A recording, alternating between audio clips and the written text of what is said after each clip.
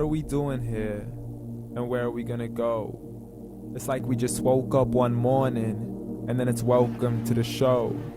Don't ask any questions, just go with the flow. Make as much money as you can and try your best not to get broke.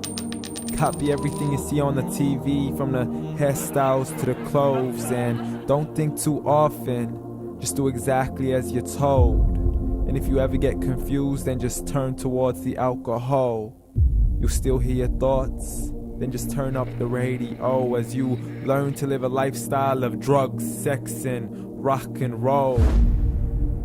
But in all honesty, I just need to know, is there more to the cycle than growing and getting old? Living and dying just to leave behind a happy home and a whole lot of property that somebody else is going to own. I just really need to know before the casket's closed, 'cause I'm not willing to gamble with my soul, nor am I ready to take any chances. These are just simple life questions and I'm just searching for some answers. Like, what are we doing here? And what is our purpose? How did we get here, and who made us so perfect? And what happens once we go, or is this world all really worth it?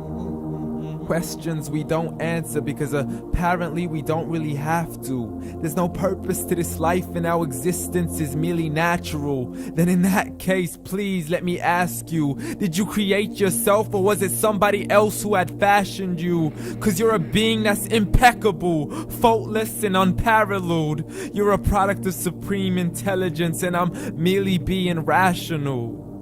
For there isn't a camera on this earth that can come close to the human eye, nor a computer that can compete alongside the human mind. And if the whole world was to come together, we wouldn't be able to create a single fly.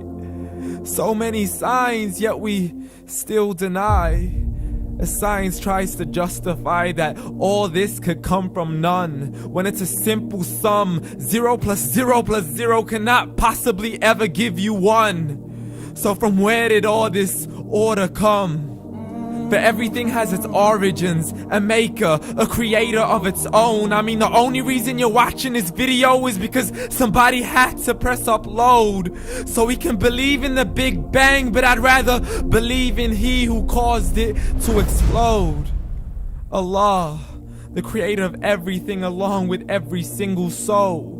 The ever-living, the master, the only one who is in control. Unlike his creation, beyond our imagination. And no, he's not a man, nor does he have any partners in association.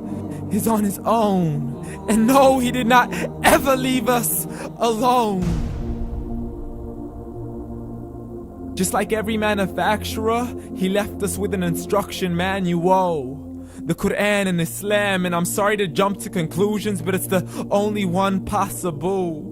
The only definition of God is the one and only supreme being. It's logical, a book with 0 contradictions, with miracles that are both scientific and historical, all revealed over 1400 years ago.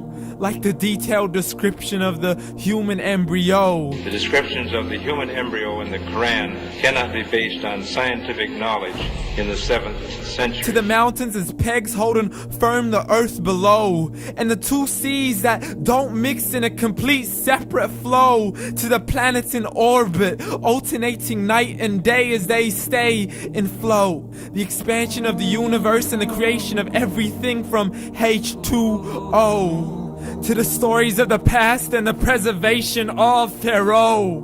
To identifying the lowest point in the land where Persia defeated Rome. The gushing fluid that created man in the glands between the ribs and the backbone. And not a word has changed, it's still the same. So please explain how all this was known over 1400 years ago. To a man who couldn't read or write as he would recite whatever the angels spoke. And if you still don't believe, please try to come up with something that's even close.